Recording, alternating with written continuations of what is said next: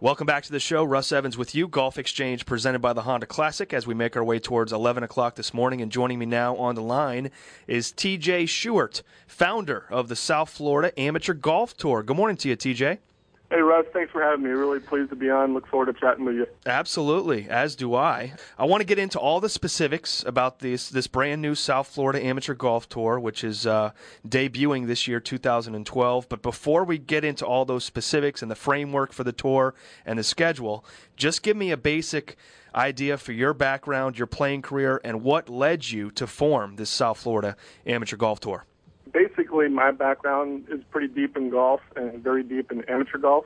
Born and raised in South Florida, high school golf at St. Thomas, Division I college golf up at Loyola University in Baltimore, Maryland. And I've always just been kind of championing the amateur game. Been fortunate enough to play in 7 USGA events. Last year playing in the U.S. Mid-Am and the U.S. Pub Links.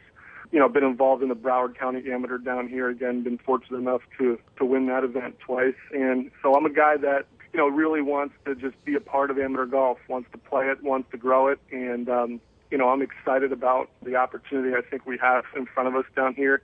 I know a lot of people and have a lot of good relationships, and so I was able to form a lot of conversations and do a lot of market research with the type of people that would be playing these events, and I was pleased to find out that, they really agreed with my sentiment about the void that kind of exists down here, and we're happy that I was approaching them about it, and it's born out of a passion for amateur golf. It's born out of an idea that there could be a little bit more going on down here to grow the game, and I'm excited to move forward with it and excited that, I've been able to get some great feedback here in the early going. Yeah, there's definitely a need for something like this in Dade and Broward counties. Of course, Tommy Balin does a great job running the Palm Beach County Golf Association, and those events are held primarily in Palm Beach County and Martin County, but really nothing down in Broward and Dade for the guys that live down there. So I think there's certainly a need for what you're doing. So give me an idea for the framework of the tour.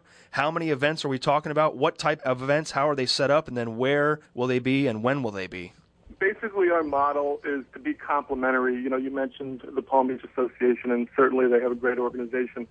I'm a big fan of the Florida State Golf Association and play a lot of their events. I'm basically trying to be a complementary to the other larger organizations that exist. My model is one-day events. My model is getting these events on weekends.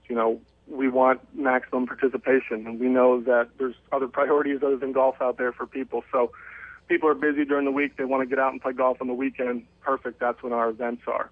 Going to be 18-hole events, gross medal play formats, and we're going to get into adding a couple of divisions. I'm fortunate enough to be in the category of a scratch player, and there's a lot of great players down here, but the reality is that we have a lot of avid golfers that are players that are just trying to get better and improve their game, and one way to do that would be to go out to a great course and get in a competitive environment.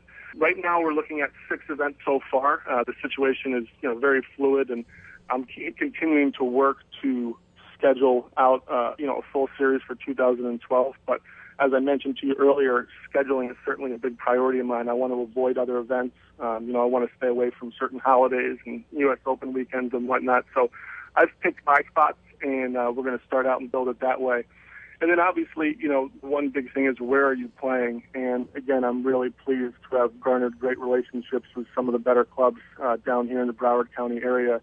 TPC Eagle Trace has been a big advocate of me moving forward with this, and they're hosting the inaugural event in late April on the 21st. Jack Randa Golf Club, the Club at Emerald Hills, Parkland Golf and Country Club, La Del Mar, and these are some of the best courses that you can play in South Florida. So there's really going to be a level of attraction. These clubs like this idea. They wouldn't be a part of hosting an event if they didn't see why it made sense, and they're happy to sign on as a host venue and run a great event alongside me. And so we're quite excited, as you can tell. It's fabulous. Russ Evans with you, Golf Exchange presented by the Honda Classic, joined on the line by TJ Shewart, founder of the South Florida Amateur Golf Tour. TJ, of course, was a very accomplished golfer in his own right, playing college golf at Loyola University in Maryland, 7 USGA championship appearances, 2 U.S. amateurs, and the U.S. Pub Links last year. Tell me about your experience last year at the Pub Links, Bandon Dunes. I've been playing amateur golf for a long time, and when I looked at the schedule for the qualifiers for USGA events 2011 South Florida and I see that the U.S. Pub Links is being hosted at Bandon Dunes, I was beside myself. I was thrilled to learn that the USGA had forged that relationship with Bandon. I'm thrilled to learn that Bandon signed on to, host this event in their high season. And it was on my mind all the way through the qualifier down at Shula's in Miami. And I don't know what it was that got in me. I've had some great success, but I was very fortunate to have two great rounds there and medal in the qualifier and advance to Bandon Dunes. And that ended up becoming really the golf trip of my life, out to the coast of Oregon for about a week. 4 golf courses that are, now perennially rated in the top 100 in the country. Just an unbelievable area of the country that, only the U.S. Pub Links would have brought me out there. And so I was just thrilled to be out there. And from a golf perspective, you're playing great courses and you're playing, the best competition as far as amateur golf is concerned in the country. I mean, these kids are all, on the verge of turning pro. I mean, getting out to a Pub Links and a lot of these USGA events I'm fortunate enough to make it to, 80-90% of the field is 21 and under. And so it's great for me here at 28 years old as a mid-amateur player to go out and mix it up with some fantastic collegiate players and ended up making it to match play and winning a match and playing, a starting player for the Oklahoma State University, who's, a perennial, powerhouse in collegiate golf. I'm out there as a working guy, and I'm out there trying my hand and playing with, one of our best collegiate players in the country. So just a total thrill, hands down the best golf property I've ever been fortunate enough to step on. And I took a lot away with me that week, and was just really thrilled to be able to make that trip. TJ, that's an interesting comment regarding the demographics of the USGA fields, primarily about 80% 21 and younger, these accomplished college players. I'm curious, as you're forecasting your events this summer for the South Florida Amateur Golf Tour, do you have an idea for what the field will be made up primarily with? Will it be mid-amateurs like yourself? Will it be guys that are younger than you, older than you? What do you think we're going to be seeing in the makeup of some of these fields for this summer? We're going to have strong participation from the mid-amateurs. These are guys with, with families, and they're not always going to travel the state to go play every last event that's out there. So a local one-day event is very attractive to them. Collegiate and high school players is the next big demographic for us down here. I mean, again, these guys are working hard at honing their game. They're trying to either get to college or they're trying to maybe take it to the next level after college. Maybe they're honing their game in the summer, in between classes. So that's certainly a large demographic. We have a lot of universities down here with men's golf programs that are thriving, and a lot of great high school programs. So I certainly anticipate very good feedback from that younger generation too. And then to take it one step farther, we've got the guy that's probably not a big tournament player.